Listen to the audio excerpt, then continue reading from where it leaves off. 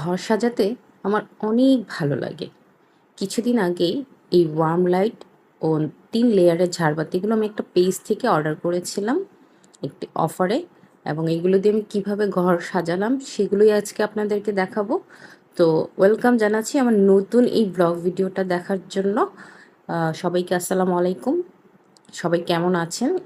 কে কোথা থেকে আমার ভিডিওটা দেখছেন প্লিজ আমাকে জানাবেন। আমার এই লাইটগুলো আমি আরেকটা ভিডিওতে দেখিয়েছিলাম, আমি একটা অনলাইন পেজ থেকে অর্ডার করেছি।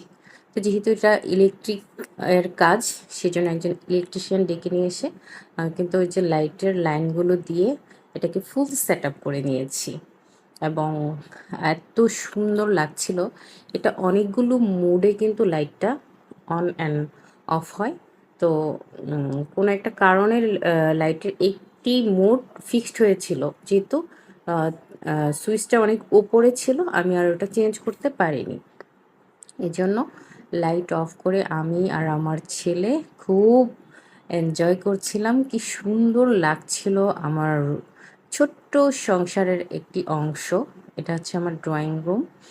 তো এটা হচ্ছে আমার ৩ লেয়ারের ঝাড়বাতি। এটা ছিল ৭টা মোডে, এবং এটা মানে ৭টা কালার দিবে।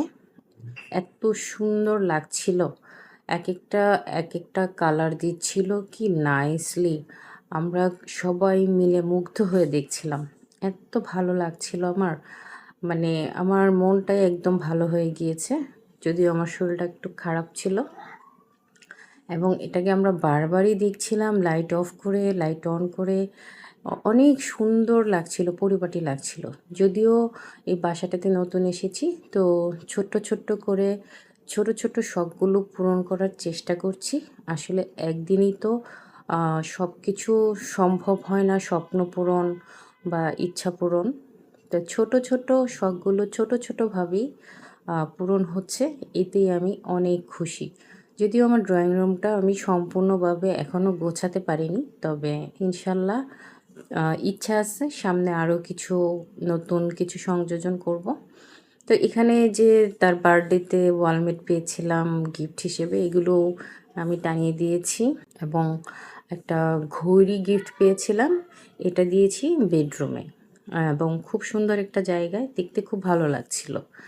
তো এই তো ফাইনাল লুক আমার বাসার, আমার ঘর সাজানোর। এই লাইটিংগুলো এত সুন্দর লাগছিল যে ঘরটাই একদম চেঞ্জ হয়ে গিয়েছে। একদম মুগ্ধ হয়ে বারবার একই জিনিস দেখছিলাম, ঘুরছিলাম, ফিরছিলাম, খুব ভাল লাগছিল। আসলে জীবনের স্বপ্নগুলো